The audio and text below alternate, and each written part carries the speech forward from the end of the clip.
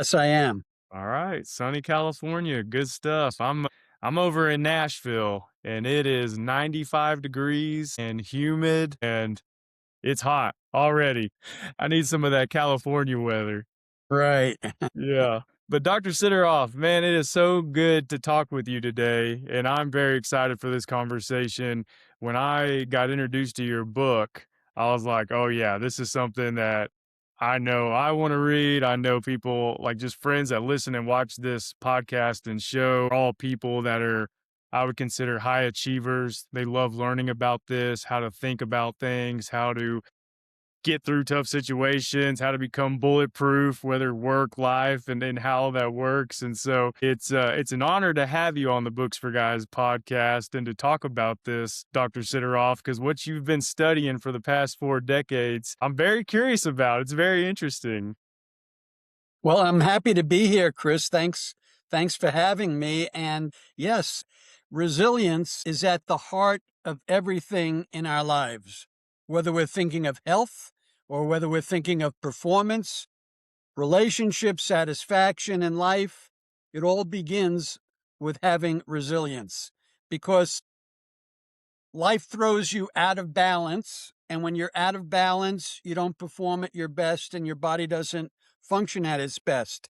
And resilience is about bringing yourself into balance as many moments of your day as possible.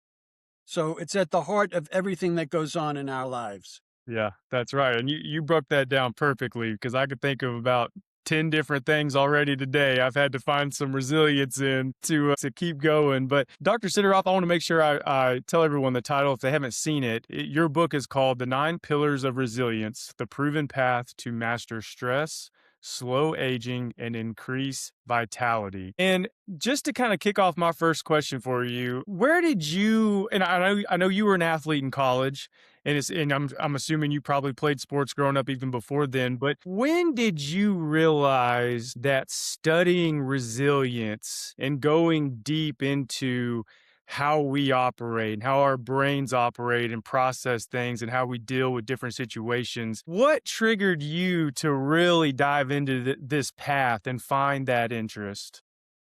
Sure. Well, I started out my career in brain research.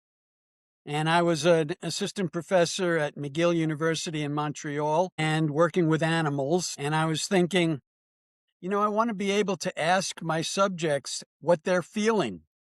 And I couldn't ask those subjects what they're feeling. And I realized right then and there, I wanted to be shifting into working with humans.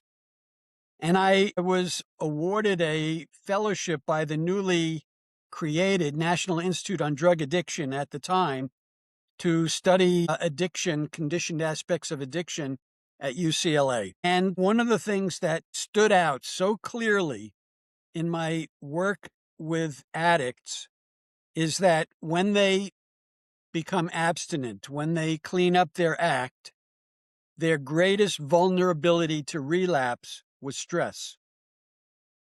And literally, stress increases their craving for whatever the substance is that they were addicted to.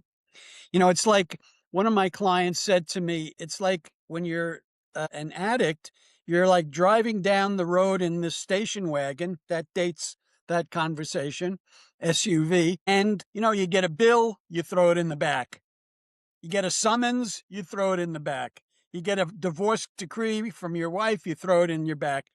And then you become sober and it's like slamming on the brake and everything from the back seat falls into your lap. So becoming abstinent is only the first step with addicts in how they remain substance free, and stress is a big issue there. Now, when I expanded my work and my practice to all people and even peak performers, I found that the same thing held, that stress is one of the primary modulators of how we do in life. And I felt that because of that, I wanted to address what I thought is the most important aspect. So that's how I got started in looking at stress and helping people with stress. But the next step in that in that process was the awareness about the resistance that we all have to dealing with our stress.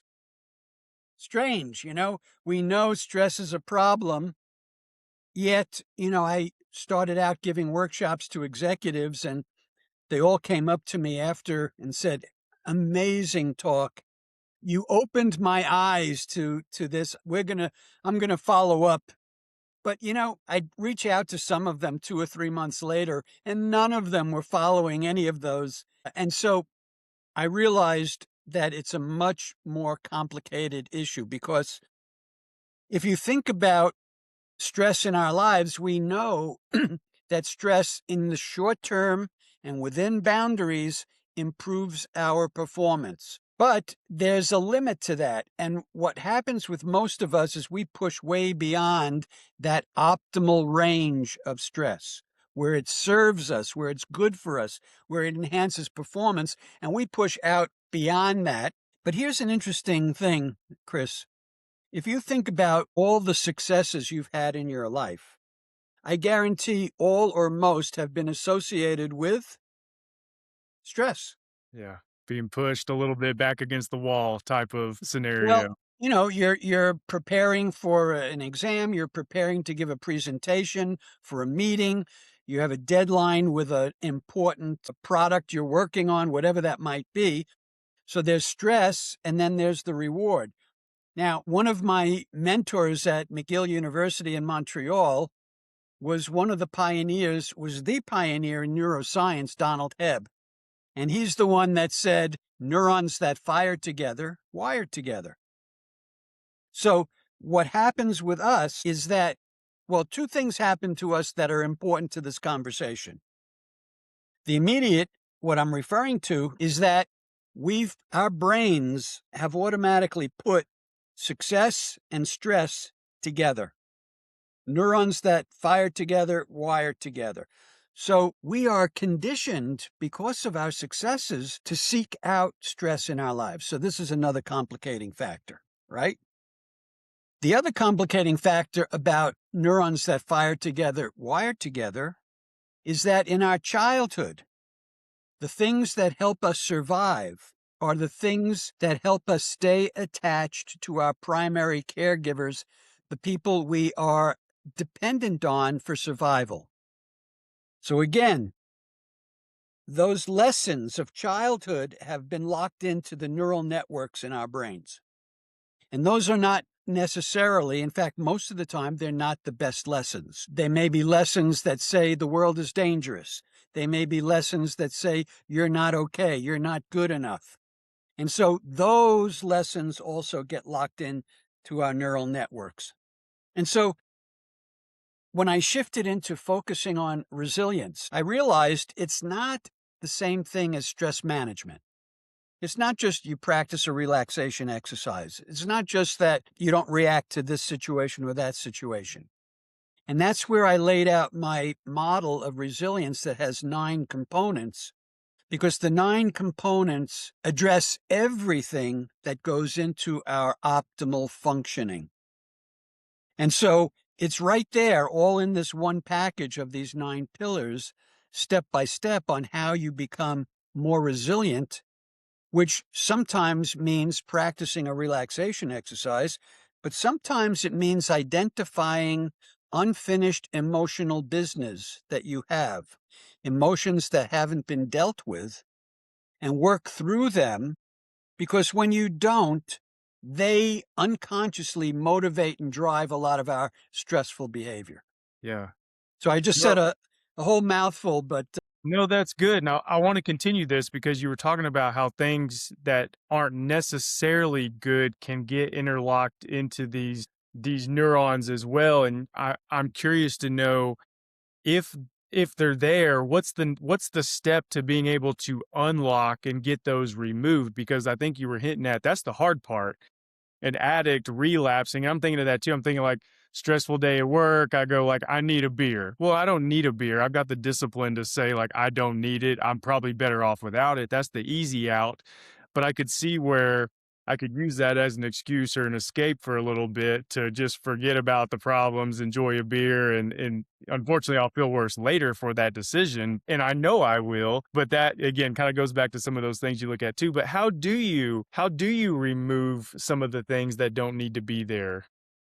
Well, first of all, I'll address where you said that sounds like it's a lot harder to do. And my fifth pillar of resilience is mental balance and mastery. Okay. So it's your mindset, how you approach things in your life, how you approach things that you need to change. And one of the things you want to do is you want to be very careful about language. So I teach that we don't say it's hard to do because saying it's hard to do doesn't help you in any way, but it can actually set you up for failure because now you're thinking hard. And when you think hard, there's a little bit of a constriction, a little bit of moving away from what needs to be done. So I like to say that it's not really hard, but you have to be persistent and you have to be willing to experience discomfort. Okay. You have to be uncomfortable because anytime you move into new territory, you're going to be awkward. It's going to be uncomfortable, but those are the emotions you need to tolerate if you want to grow, if you want to develop, if you want to transform. Okay. So back to unfinished emotional business. We all have it. And we all have it from something that happened last week, and we have it from something that happened in our childhood. Because emotions don't go away on their own. You have to address them, deal with them. Just like if you're hungry, it's not going to go away on its own. You have to go, I'm hungry. How do I solve that problem? I need to find food and intake some food, right? Same thing is true here. I'm angry. No, it won't go away by itself. So first is waking up to the fact that you're carrying those feelings. And one example of how you'll notice is if something's going on in your life that's not that big a deal, but you have a big reaction to it, that tells you that it's tapping in to a pool of feelings that haven't been dealt with. That's one example. But when this happens, I look at it as an opportunity. This situation is showing me I'm sitting on some unfinished business, right? Okay, and if it's anger, as we are saying, okay, who might I be angry at? And if a person doesn't come immediately to me, although typically I'll know, oh yeah, I didn't, we had this conflict last week with so and so, and I'm still carrying that feeling, or some other situation. But if you can't identify, then a process you can go through is imagine each of the people who might be the culprit sitting in front of you and just sit there for a moment with that person and notice if that angry feeling resonates with this person. Okay. So you identify the feeling, you identify who it's about, what it's about, and then you express the feeling.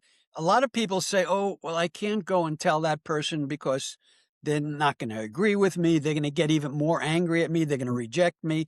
It's going to have negative consequences, right? Well, the good news is that what needs to be finished is not, and this is so important, not that the other person says, yeah, you're right, I'm sorry, because that rarely happens, right? But as long as we need something from the other person to resolve these feelings, we're going to stay stuck because it's going to be out of our control. The only person we have control over is ourselves, right? So I can deal with my unfinished business toward Joe, even if Joe is not here with me. I imagine him sitting with me and I express my feelings. But I express it within the context of acceptance. Not that I like what happened, not that I like the situation, but acceptance that he may never acknowledge, he may never change. This might just be who he is. But I need to let go of what I'm carrying, and that's why I express the feeling, and then I accept what happened. Again, not because I like it, but because it's in the past. I can't change it, right? This is how we have mental balance and mastery. We recognize what's within our control and we address it.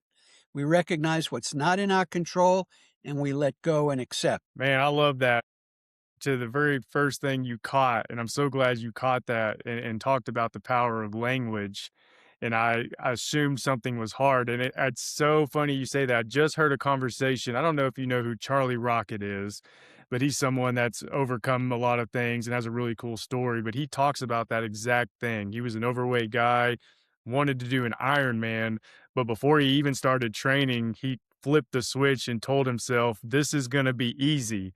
So instead of saying it was gonna be hard, he just said, "This is gonna be easy. I can run this. I can swim this." And he's like, "You already know." You just that little change helped him every day. "This is easy today. Oh, I did that yesterday. Today's gonna be easy." And as you were talking about that, I was like, "Duh!" Like I just listened to that from somebody and how they talked about shifting their language, the way they talk to themselves, so that their approach was more positive and just a better overall experience and towards accomplishment. And we ended that little segment, Dr. Sideroff, on talking about mastering this. I'm curious to know, and I'll assume every person's probably a little bit different depending on how much they've got to unpack or work on. But can someone truly get to the point of mastering this, or is this a daily, continuous thing you've got to work on and practice? Because I'm thinking of it of like elite athletes, Kobe Bryant, LeBron James, Tom Brady. No one ever stops improving. No one ever stops trying to better themselves. And I'm assuming this, you can get good at it, but you're probably always having to work on it. And is that correct? Or can people truly master it to where they're the pros of the pros at managing the way they think and feel at all times? Yeah. So optimal functioning means, by my definition, that you're continually looking to grow, develop, learn. Okay. It's when you have that mindset that it opens you to possibilities. It's when you have that mindset. So right now I have my own podcast called Quantum Leadership Podcast, where we look at the qualities of exceptional leaders, and we're basing it on literally the principles of quantum mechanics, the basic organizing principles of the universe. Okay. And there's one thing called the observer effect, where in quantum reality, unlike our reality, if we distinguish the two, the observer determines what the observer is actually watching, looking at. So if you take that concept into our own lives, that means we, as the observer, have tremendous impact on what we are observing. How we observe, and mindset is part of how we observe. Being present is how we observe. Being cleared of unfinished emotional business is how we observe. All these things go into the results that we get. Okay. But it's an ongoing process. You know, you never want to say that I'm finished growing, right? Because the only thing you want to stop you from growing is dying, Yeah. right? Otherwise, you want to be growing. And last year, I wrote an article for Psychology Today that was published in Psychology Today, where I said, for example, purpose is the ultimate and use it or lose it. And in that article, I developed an argument to say that when you have a purpose, but not any purpose, not just to make more money, but a purpose that is going to impact and improve the lives of others, you're literally sending a message right down to your cellular level. And this is called epigenetics. And you're sending a message right down to the cellular level. And when I I had a longevity summit I hosted a couple of years ago, and I interviewed Bruce Lipton on this, and he and I were so much in agreement about how you literally send a message to your cells, stay alive because we have an important purpose. And you literally, in your attitude, your mindset, send messages down to your biology and affect how your biology functions. I love talking about purpose because I agree with that 100%. And I love talking with people about their purpose or trying to find that purpose. And the purpose can change, depending on where you're at in life, what you're trying to do, and all of that. So it's really fascinating to see what people say and how they talk about their purpose. I was thinking of something while you were talking there, Dr. Sideroff, about like where we are today in time. And you've been studying this again for a few decades now. And I'm curious what you've seen as far as how hard it is to put this into practice with the amount of distractions that we have today compared to maybe 15, 20 years ago. Because I'm sitting here thinking of, when I work, I've got 4 screens up now, and then there's a TV, and then there's this other digital thing that's talking to me that I don't know. And there's so many things that can take my focus away quickly. And I've really got to practice on being centered and where I'm at, because you talk about that too. Have you seen it become more of a challenge for people to pause and try to work through this with the amount of distractions we have today?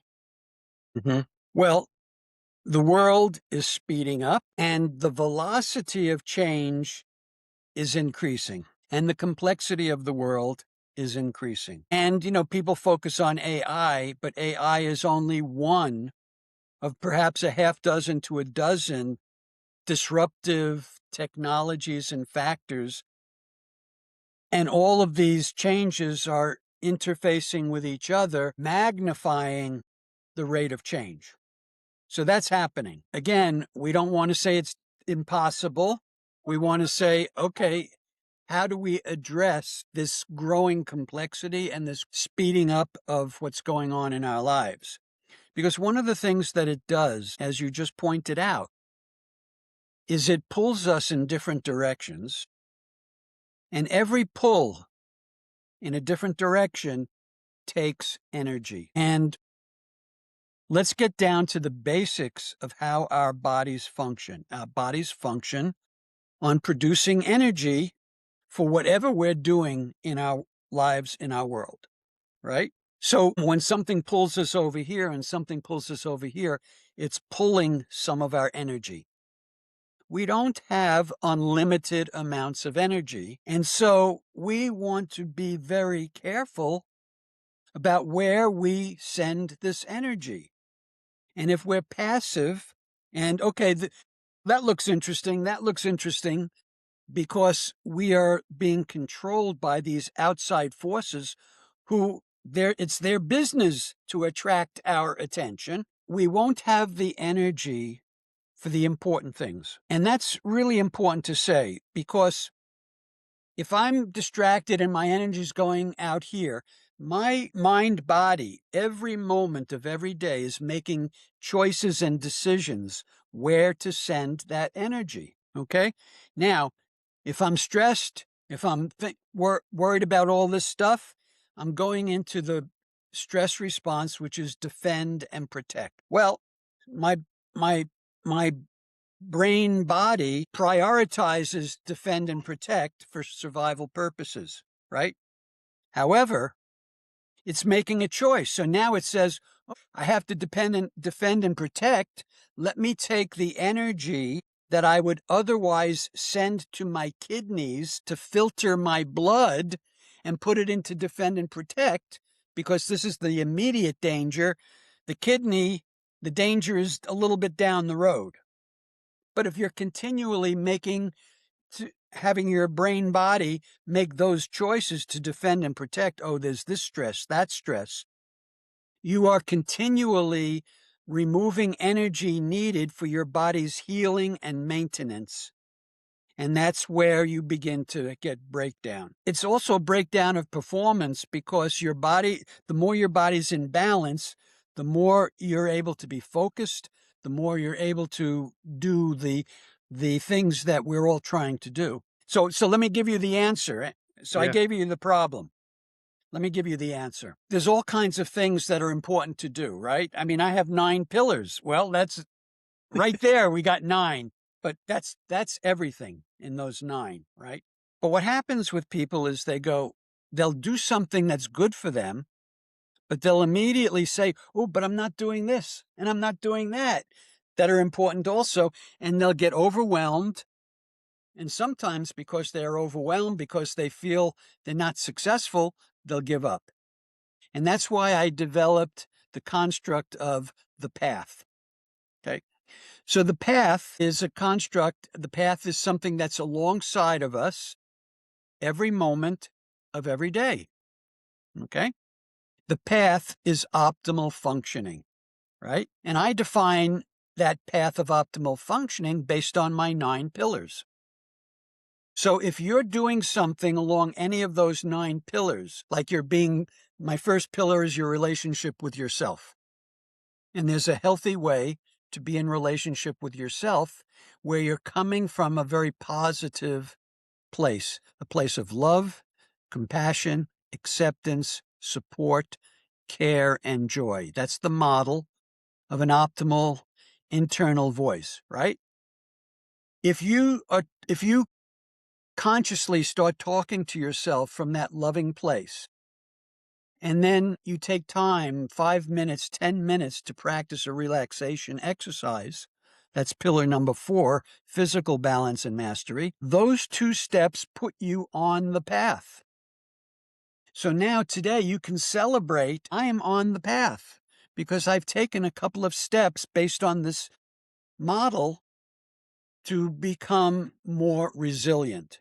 And you could breathe and relax without worrying about, I didn't do this or that, because I've done what I can do and I'm on the path. We can't do everything. And so it's a way of avoiding overwhelm, and it's a way of feeling good about the efforts you're making.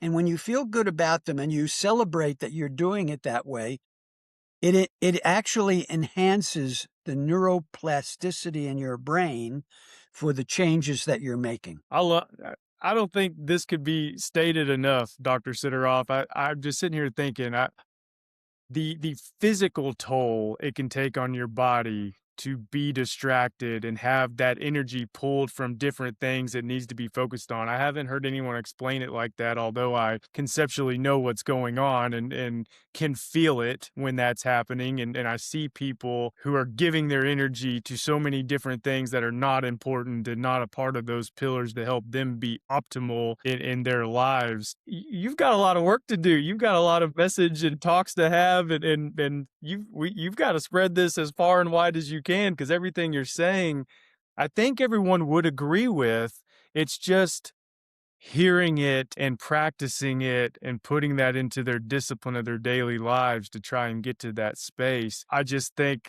there's probably not enough people out there hearing it or being able to practice it. But I love everything you're saying because it makes so much sense. Yeah, thank you. Thank you. Yes. And, I've studied this for many, many years, and I've developed this model after really studying how people behave, perform, heal, grow. And this encompasses everything that's needed for resilience and optimal functioning. But, people still fool themselves. For example, there are a lot of people who will say, I do my best at the last minute, and I would disagree with that. They're not doing their best. If they didn't wait till the last minute, they'd probably do better. But there's certain resistances that they have to do it sooner, and they do it last minute because now they have to do it. And you never want to be doing something because you have to be doing it. People say I'm great at multitasking, right? No, you may be great at multitasking, but if you didn't multitask, you'd be even greater. You'd do it even better, because every time you go into a new subject, it takes time, even if it's seconds, to adjust and remember where you were at there. And then when you leave to go over here, you have to go through that same process. So, in fact, when you multitask, it actually doesn't make you more effective, it makes you less effective. So, we have a lot of superstitious behavior. Here's another example of superstitious behavior. This is a good one. And it's around anxiety. Okay? So a lot of people wake up in the morning and they worry about what might go wrong during their day, right? They go through their day and they work hard, and at the end of the day, nothing terrible happened. They breathe a sigh of relief, right? Now, did they learn that they don't need to worry tomorrow because today, yesterday, the day before, nothing happened? No. Again, neurons that fire together wire together. What their brain puts together is when I worry, things turn out okay. So that's superstitious behavior. Things didn't turn out okay because they worried, but that's what the brain puts together. And so a lot of people hold on to worry and anxiety for exactly this reason, because nothing bad happens and they assume that it's because they, not consciously, not necessarily consciously, they make that assumption. Very interesting, because I've heard that term a lot too. Yeah, and I've heard people state that, and I'm probably guilty of it as well, and it's just, it's so fascinating. Dr. Sideroff, I just have two more questions for you. I love this conversation. I cannot wait to share this and hear what people take away from it. And one of my questions is kind of around that. Obviously there's so many people that you're trying to reach with your work and your studies and your book. And so there's a lot of people that are struggling with this that you got to get to and help with that shift. But what are some of the positive things you've already, some of the most positive, and what are the most rewarding things you've been able to experience through your work? Is it the feedback you get from people saying, like, here's where I was and here's where I am because I've been practicing this thanks to you? Or is it helping students or individuals identify it earlier in life before they, go down a bad path? But like, what's been some of the most rewarding aspects of your research and then your messages that you've been putting out there? Well, I'd say I get a lot of people reaching out to me to say they've read my book and it's changed their lives.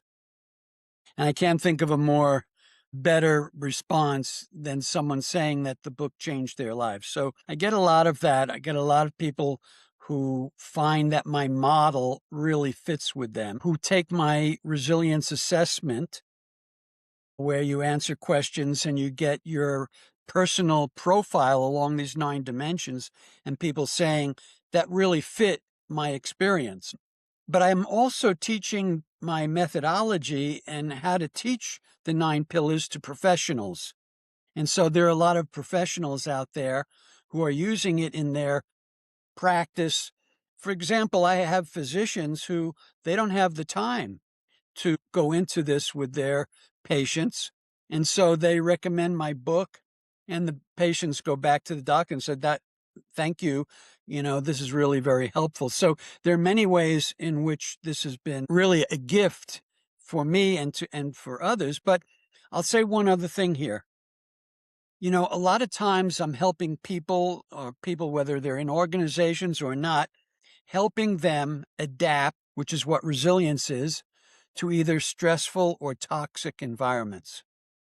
And the reason is that the level of our leadership is so poor. And so that's why I started the Quantum Leadership Podcast, because I want to help develop leaders who recognize that one of their responsibilities is creating healthy environments for their constituents.